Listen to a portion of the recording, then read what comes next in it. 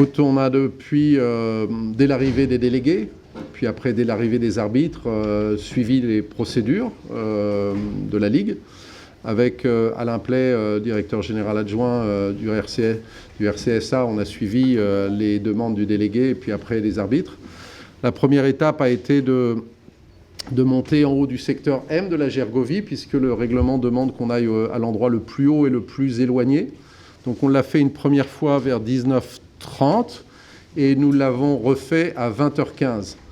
Dans les deux cas, il était évident que on ne voyait pas de l'autre côté.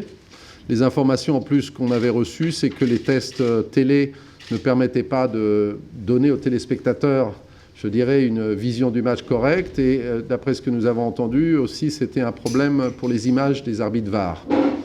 Ce que nous avons fait aussi, c'est que nous sommes allés dans la tribune livradois du côté des ultras et on voyait au moment de l'échauffement quelqu'un au loin bouger dans le but.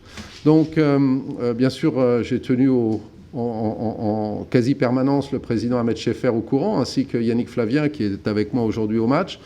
Et puis, on a été reconvoqué par le délégué et il nous a été expliqué que la Ligue souhaitait que nous fassions le protocole jusqu'à 20h56 et juste avant la rentrée des équipes.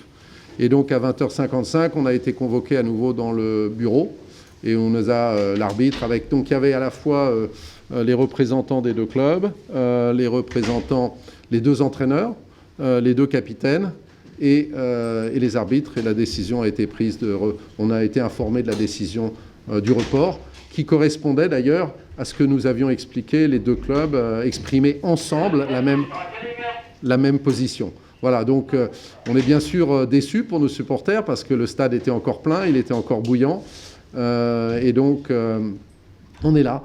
Mais le règlement est clair, maintenant il y aura une décision de la commission des compétitions de la Ligue, et puis... commission des compétitions de la Ligue, et puis une date sera communiquée. Et bien évidemment, le message le plus important, c'est que tous les billets de nos supporters seront bien évidemment acceptés et valides pour le match quand la date sera connue.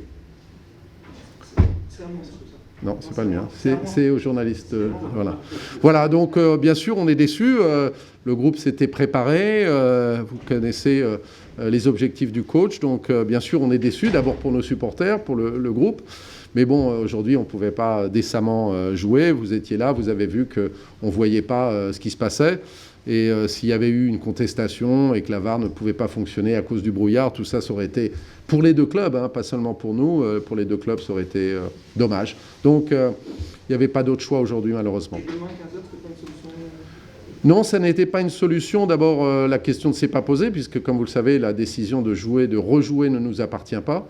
Mais de toute façon, ça n'aurait pas été possible, parce que pour l'organisation de nos matchs, on a d'abord beaucoup de bénévoles, on a les services de sécurité, on a beaucoup de besoins logistiques, et nous n'aurions pas pu assurer demain à 15h le niveau de sécurité et de qualité de service que nous offrons à nos spectateurs, ce qui est quand même la première responsabilité d'un club, c'est d'organiser des matchs dans de bonnes conditions, à la fois de sécurité et aussi d'environnement général. Donc, mais la question ne s'est pas posée, puisque ça ne relève pas de nos compétences, Valérie. Donc, si on a bien compris ce que vous avez délégué, le match serait rejoué à la première date. Donc, si les deux clubs étaient éliminés en Coupe de France, par exemple, ça serait le jour d'après, ou alors ça peut se jouer en semaine aussi? Alors, ça peut se jouer en semaine, mais moi, une fois de plus, je ne suis pas compétent pour me prononcer sur ça. Effectivement, il y a des possibilités de semaine, mais vous savez, il y a un week-end, je crois que c'est à la fin du mois de janvier, où il y a une date possible fin janvier. Donc, on attendra, et puis bien sûr... on informera la Ligue et nous-mêmes informerons tout le monde.